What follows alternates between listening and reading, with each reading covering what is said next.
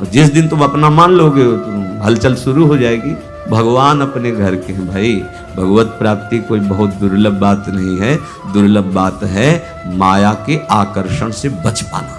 भगवान की प्राप्ति, हाथ उठा के कहता हूं, ये तो कभी शब्द कान में मत पड़ने देना, नहीं तो जन्म बिगड़ जाएगा। जहां कोई कहे कि ऐसे कोई भगवत प्राप्ति होती तो कान में उंगली डाल लेना, नहीं सुनना। मुझे प्रभु मिलेंगे और निश्चित मिलेंगे, ये उनके वचन है, ये था माम प्रपद्य।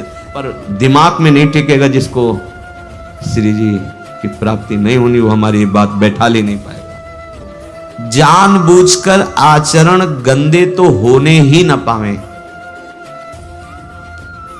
जानबूझ के आप कोई दृश्य देख रहे हैं, कोई बातें कर रहे हैं, कोई क्रियाएं कर रहे हैं, ये जानबूझकर तो किसी भी तरह से अशुद्ध आचरण होने ना पावे।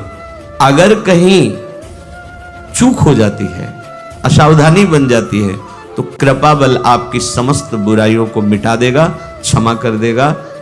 एक होता है जानबूझ का मतलब संकल्प के सहित। एक अचानक ऐसा कुछ हो गया, वो समझ नहीं पाया, वो प्रभु देखते हैं, वहां वो बचा लेते हैं, हर तरह से बचा लेते हैं, गिरने पर भी बचा लेते हैं। होता है, अचानक भी हो जाता है। कोई घटना घटी है, धक्का लग गया, वो पिटाई शुरू कर दी, गाली हो गया, लड़ाई झगड़ा, कुछ कई तरह के ऐसे पाप प्रवृत्तियां अचानक हो जाती हैं जिनको पता नहीं चल पाता। वो भगवान की कृपा संभाल लेगी।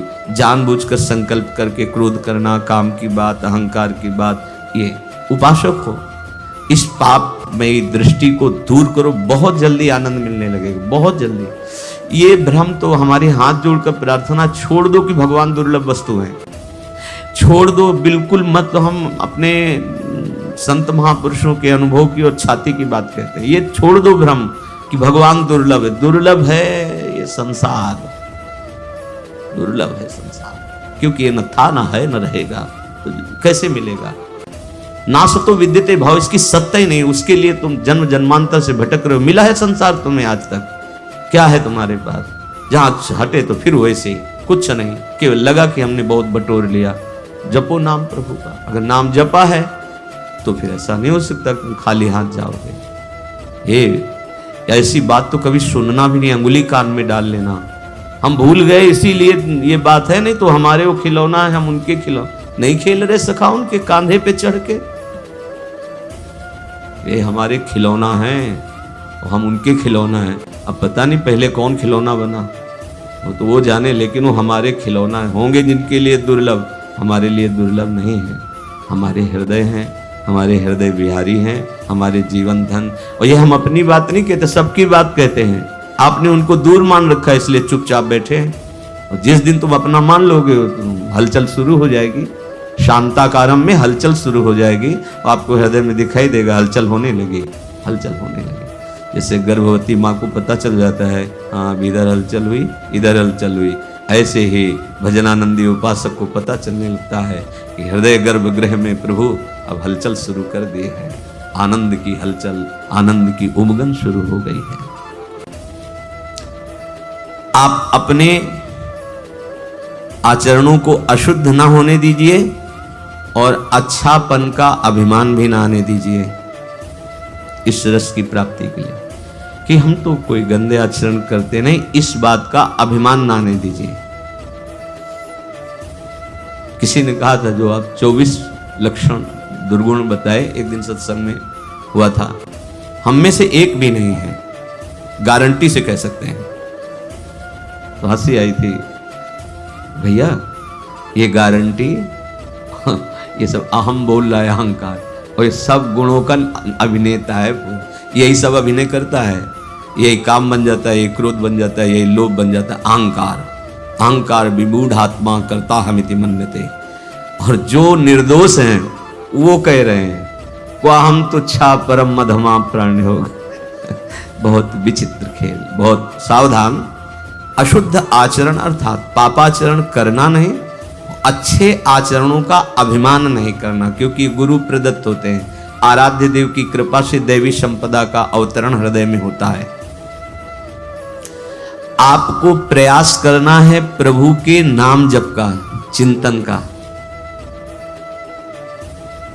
अशुद्ध आचरण करना नहीं, शुद्ध आचरण का अभिमान नहीं आने देना, और हमारा सारा का सारा प्रयास प्रयत्न प्रभु के चिंतन करने का है, प्रभु के स्मरण करने का है। अनन्य चेता बनने में देर नहीं लगेगी। ओ अनन्य चेता सततम यो माम स्मृति नित्यसा तस्याहम सुलभा पार्थ नित्य युक्त योगिना। आप भाव करके देखो, भगवान की प्राप्ति दुर्लभ है। भगवान अपने घर के हैं भाई। माया भगवान की घरनी है, जिसे तुम अपनी घरनी बनाना चाहते हो। कभी नहीं बना पाया कोई और न बना पाओगे। मायापति सिर्फ भगवान है, दूसरा कोई नहीं। और आप सब माया को अपनी घरनी बनाना चाहते हो, नहीं स्वामी बनना चाहते हो ना माया के। कौन? भगवान अपने घर के हैं भाई। भगवत प्राप्ति कोई बहुत दुर्लभ बात नहीं है। दुर्लभ बात है माया के आकर्षण से बच पाना। भगवान की प्राप्ति, हाथ उठा के कहता हूं, ये तो कभी शब्द कान में मत पड़ने देना, नहीं तो जन्म बिगड़ जाएगा। जहां कोई कहे कि ऐसे कोई भगवत प्राप्ति होती तो कान में उंगली डाल लेना, नहीं सुनना। मुझे प्रभु मिलेंगे और निश्चित मिलेंगे, ये उनके वचन है। ये था माम प्रपद्य। गोस्वामी जी बहुत सुलझे हुए महापुरुष हैं, तुलसीदास जी महाराज। इसमें हमें ये बताओ कि इसमें क्या शब्द कहा है। पहला शब्द है बिगड़ी जन्म अनेक के। समझ में आ गया? अब ही सुधरे आज, ये भी बस समझ, आज अभी सुधर जाएगी। क्या कह रहे? हो ही राम को। बस इतने में रुक जाओ, इतने में तुम्हारी बिगड़ी संभल गई, तुम्हें भगवत प्राप्ति हो जाएगी। चाहे जितने जन्म तुम बिगाड़ किए हो, तुम्हें भगवत प्राप्ति कितने में हो जाएगी। गोस्वामी जी बोल रहे हैं, बोले अभी हृदय में स्वीकार करो कि हे प्रभु मैं आपका। गोस्वामी जी कोई साधन ही आप बता रहे हैं। अब जितनी श्वासें और जीवन बचा है तो नाम जप, काम तो यहां हो गया। अब नाम इसलिए जपो कि ये बात तुम्हारे हृदय में दृढ़ हो जाए, जो स्वीकार किया है दृढ़ हो जाए। और नाम जपने में जो तुम्हें बाधा पहुंचाते हैं, तज कुसुमाज, गंदी बातों का त्याग करो। ये बाद के बाद कही है। भगवत प्राप्ति की बात तो इतने से हो गई कि अब ही सुधरे आज हो ही राम को। ये बहुत चिंतन की हुई, शोधी हुई बात है।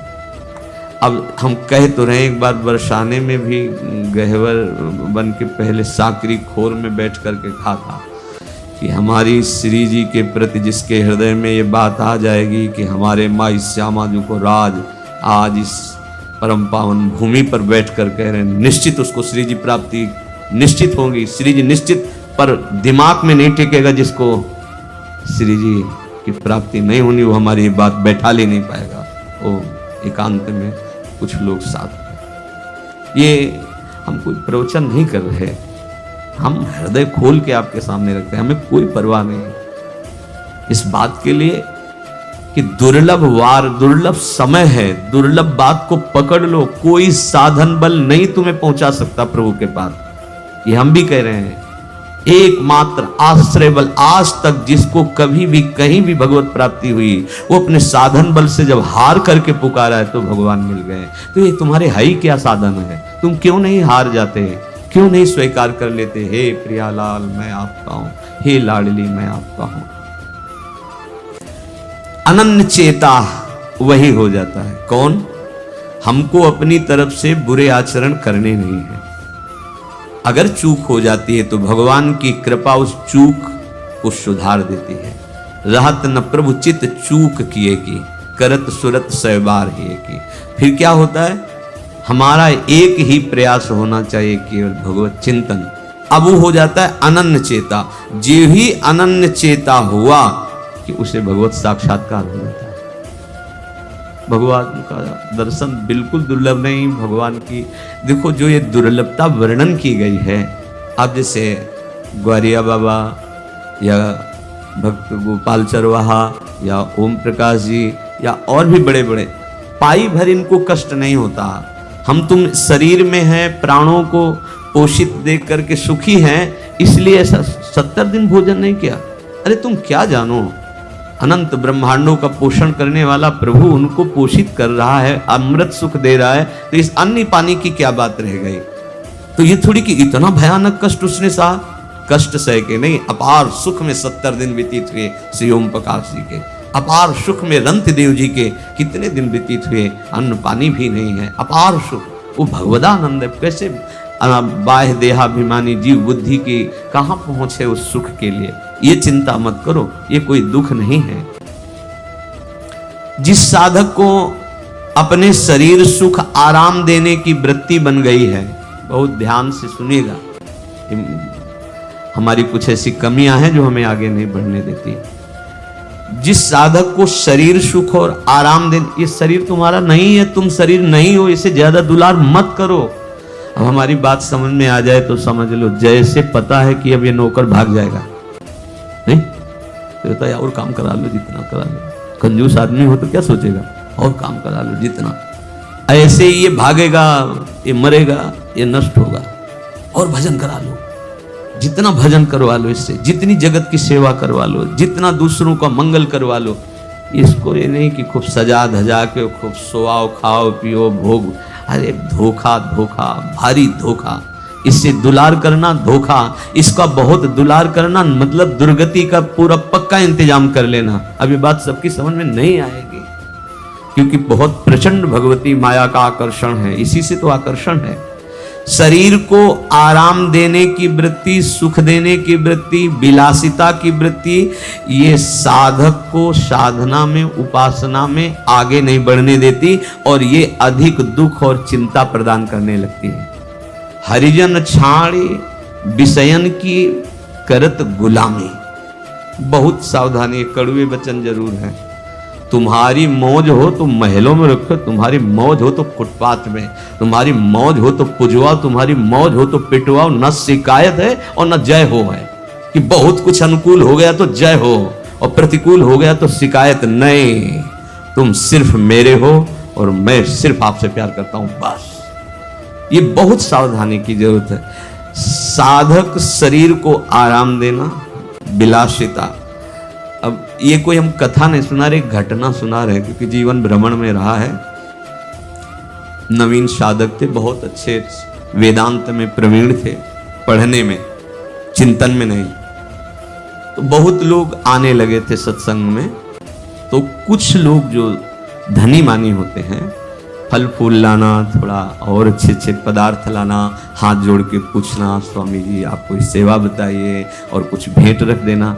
इससे उपासक को प्रियता होने लगती है। ऐसे लोगों में खतरा, जो तुमको नमस्कार भी ठीक से न करे उसकी तरफ तो देख लो, ये उल्टा मार्ग है। सम्मानम कलयाति घोर गर्लम, जो तुम्हें नमस्कार करके बहुत मीठा मीठा और बहुत अनुकूलता प्रदान करे तो दृष्टि तुम्हारी ऐसे होनी चाहिए। तो सार बात उनके अनुभव की बात थी कि मर भले चाहे जाए। अब साधक है, बचाएंगे तो भगवान है ही है, एक बार थप्पड़ लगा के लाइन में ले, तो उनका मर चाहे भले जाए, पर विषयी पुरुषों की दासता स्वीकार न करे। इसलिए संगम त्यजेत मिथुन व्रति नाम मुमुक्षु सर्वात्मना न विसृजेत बहिरेंद्रियाणि। सौभरी जी, संगम त्यजेत, संग का तात्पर्य भगवत भाव से सबसे मिल रहे हैं। हमारे प्रभु, हम लोग भिक्षुक हैं जो ऐसे हाथ उठा के चुपचाप रख दिए, जो सामने आ गया भोग लगाओ खाओ, जैसी व्यवस्था, परिचय नहीं होना चाहिए, वही करें। यदि तुम्हारे को शरीर को आराम देने की, भोग विलासता की, अच्छे अच्छे की, ये सब अभ्यास पड़ गया। तो काशी में एक संत रहते थे, बट वृक्ष के नीचे, 80 घाट से कच्चे घाट की तरफ रहते थे। तो अपने को बहुत ये सब आनंद इसलिए मिला कि एकदम फक्कड़ स्वभाव। तो गए तो उनको कई दिन देखा, बट वृक्ष के नीचे, दिन में तो गायब रहते थे जहाँ भी, रात्रि में बट वृक्ष के नीचे आ जाते थे। तो सर्दी का समय था, और ये युगल किशोर भी जानते जो यहाँ वाक़ रहे हैं, उनको एक बहुत महंगा साल किसी ने ओढ़ाया था, महंगा। काशी तो धनियों की नगरी, तो ऐसे ओढ़े रहे रात भर, और दिन जहाँ सुबह हुआ तो वहीं छोड़ करके अपना दिन में गायब हो गया। शाम के फिर है तो ऐसा महंगा साल कहाँ रखा है, फिर अपने उघार बैठे। संतों की मौज, कभी भगवान साल दुसाला उड़ा दिए, कभी फटा कंबल, कभी ऐसे ही आसक्त चित्त नहीं कि अमुक ने इतना सुखद व्यवस्था कर दी तो उसके प्रति प्रभावित हो जाना। ये तभी हमारे अंदर प्रेम रस का प्रादुर्भाव नहीं हो जाता, क्योंकि अन्य आश्रय, अन्य चाह, अन्य भरोसा। फिर सुन लीजिए, साधक को शरीर को आराम देने की प्रवृत्ति, सुख देने की प्रवृत्ति और विलासिता, ये दुख और चिंता प्रदान करेगी, भजन को रोक देगी। अपने लोगों की जो हृदय में करुणा वृत्ति होती है वो किसी एक पर नहीं होती है। सर्वे भवन्तु सुखिनः सर्वे सन्तु निरामया। आप भोजन दे रहे हो और वो भोजन छीन रहा है, लेकिन हमारे हृदय से यही निकलेगा कि जैसे आपका मंगल हो तैसे भगवान उसकी बुद्धि शुद्ध करें और उसका मंगल हो। सर्वे भवन्तु सुखिनः। एक पक्ष आ गया, फंस गए, ममता कर लिए, आसक्ति कर लिए, आपकी गति बिगड़ जाएगी। बहुत सावधानी का ये परमार्थ का विषय है। जब हम शरीर सुख और विलासिता में उतरते हैं तो भारी ये चार बातें उत्पन्न हो जाती हैं। ये भोग सत्य है ऐसा लगने लगता है। देखो, ये भोग सत्य है ऐसा लगने लगता है, और ये बहुत ही प्रिय है, रमणीय है, उसको भोगने की बहुत प्रियता जागृत हो जाएगी, और ये हमें बहुत सुख प्रदान करता है। और चौथा, घोर प्रबल आसक्ति। ये चार चीजें, दुर्गति पक्की हो जाती है। कोई भी भोग विलासिता ये चार प्रभाव डालती। भगवान कह रहे हैं इनकी सत्ता नहीं, दुखालयम अशाश्वतम। देखो, उल्टी बुद्धि हुई।